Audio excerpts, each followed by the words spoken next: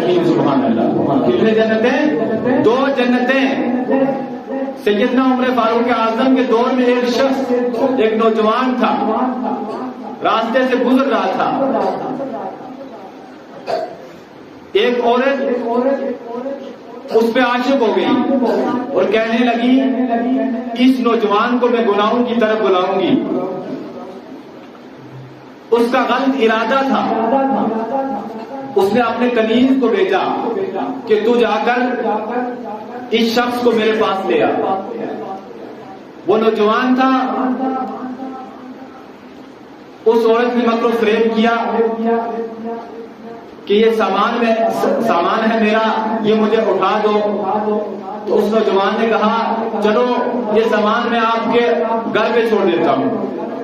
जैसे घर जाते हैं, औरत दरवाजा बंद कर देती है।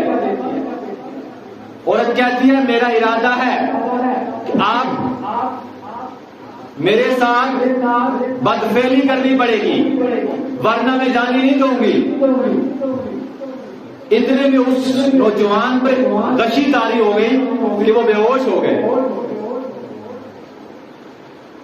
बेहोश हो गए और उन्होंने सोचा कि शायद ये नौजवान इंतकाल कर गया। उन्होंने क्या किया, उसे लेकर एक रास्ते में छोड़ दिया। रास्ते पर छोड़ दिया और वहां वो नौजवान पड़ता रहा, लेटा रहा और उसका इंतकाल हो गया। जब खबर उसके वालिद तक पहुंची कि नौजवान आज घर नहीं पहुंचा है, जब वो नौजवान घर आता है, जब वो वालिद उनके ढूंढने लगते हैं, तलाश करते हैं, तो वो नौजवान एक जगह पर पड़े होते हैं। वहां से उठाकर ले जाते हैं, उसका इंतकाल हो गया है। अब उसकी तदफीन हो जाती है, उसका जनाजा पढ़ा जाता है और उसका इंतकाल हो जाता है, यानी दफना दिया जाता है। अब उस शख्स से पूछा गया कि इसका इंतकाल किस वजह से हुआ है। फरमाया एक औरत ने इसे गुनाह की तरफ बुलाया था, अल्लाह ताला का खौफ इसके दिल पर तारी ऐसा हुआ कि इसका इंतकाल हो गया।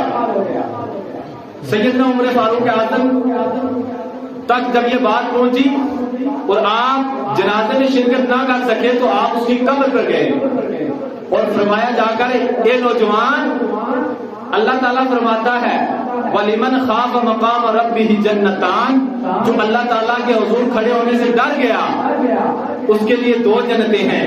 ये नौजवान कब्र के बाहर से हज़रत उमर फरमा रहे, ये नौजवान जवाब दे वलिमन खाफ मकाम रब्बिही जन्नतान, अल्लाह ताला ने फरमाया कि जो अल्लाह के हुजूर खड़े होने से डर गया उसके लिए 2 जन्नतें। और नौजवान जवाब दे क्या तुझे 2 जन्नतें मिली हैं? कब्र से आवाज आती है हाँ, ये उमर अल्लाह ताला ने मुझे 2 जन्नत अता फरमाई। सुभान अल्लाह।